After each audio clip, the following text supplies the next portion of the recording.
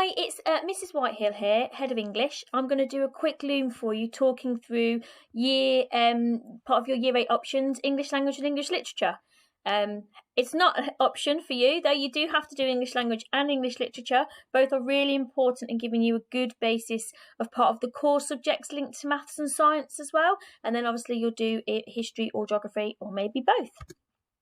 So I'm going to talk you through then the course and what that looks like. So the first thing I'm going to talk you through is English Language. So this is a qualification in its own right, and this is what most employers will want you to have, as well as colleges. So at grade 4 and above. So you do 2 papers. You do paper 1, Explorations in Creative Reading and Writing, and paper 2, Writers' Viewpoints and Perspectives. Paper 1 will look more familiar to you in terms of creative writing. You'll have done a lot of work on that in year 7 and 8, and then you'll do that in year 9. Paper 2 is more transactional writing, so it's things like letters and speeches, leaflets, and you will have done some work on those. You have a reading and a writing section on both, and every single section is worth 25%. You also have to do a spoken language element. That does not count towards your final grade, but it does give you either a pass, merit or distinction, which is displayed on your certificate, which your employers and colleges may ask for. And you basically have to do a presentation in a small group on a topic of your choice and answer some questions on that.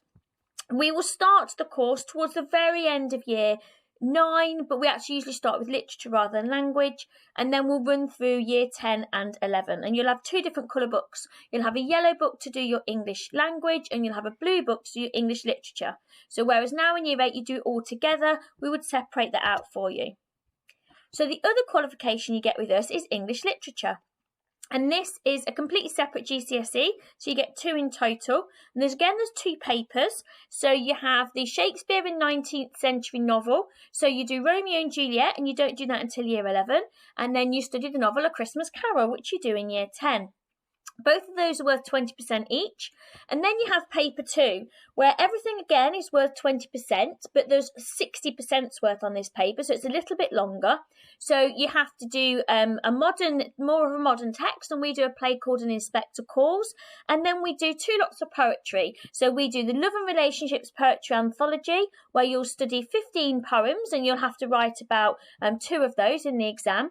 And then you do a section which you can not really revise for in the same way, because actually it's often the section where people do best is poetry you've never seen before, and you just have to say what you see really and talk about what it makes you think and what it makes you feel. So everything in English literature is worth 20%. We'll cover both of the courses as we go through year 10 and 11. Like I just said before, you'll have a yellow book and a blue book, so you can really see clearly which is language and which is literature.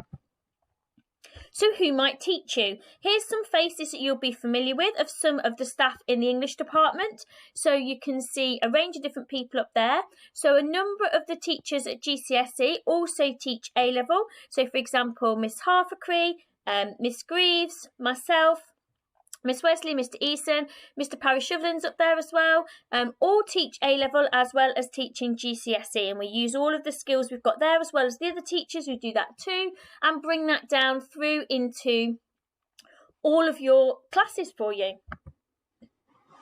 How will you be assessed? So across the course, we will do lots of formative assessments like you do now, where you do little practice assessments on things, or we'll use questions to test you formatively to see what your understanding is. You'll also do what's called summative assessments, and that's where we'll use timed conditions as it would be in the exam, and we'll complete things in the style of the exam using formal papers with questions that you might come across in the exam for language and for literature. We use something called walking, talking mocks in year 11, as well as in year 10, where we basically walk and talk you through the exam paper. So we can show you all the different questions.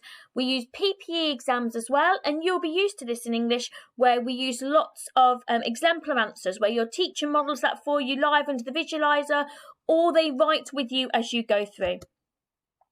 Here's some examples of student works. As you know, we have a booklet for everything in English. So you'll continue to get booklets for all of the courses where you've got the mark schemes in, you've got the assessment objectives, you've got practice questions, you've got exemplar answers, and you can see some here modelled for you on the board, as well as you can see some highlighting that's gone on where we've done some dirt work too, and that will continue.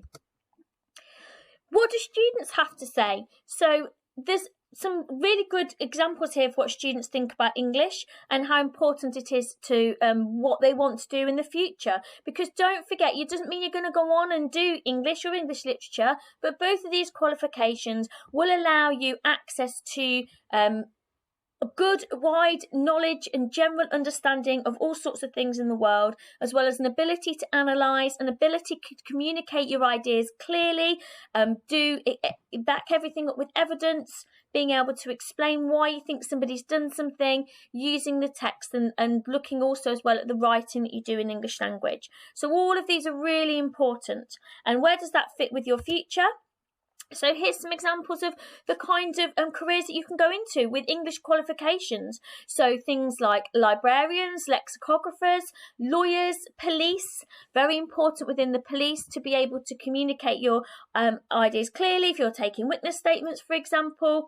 A copy editor, journalism, actors, presenters, nurses, doctors, vloggers, teachers, working in radio, being in the armed forces, being a translator. Lots and lots of careers that English and English literature actively feeds into. Hopefully that's given you a bit of an insight. Any questions, talk to your English teachers, and we look forward to seeing you in year 9, 10, 11. Bye.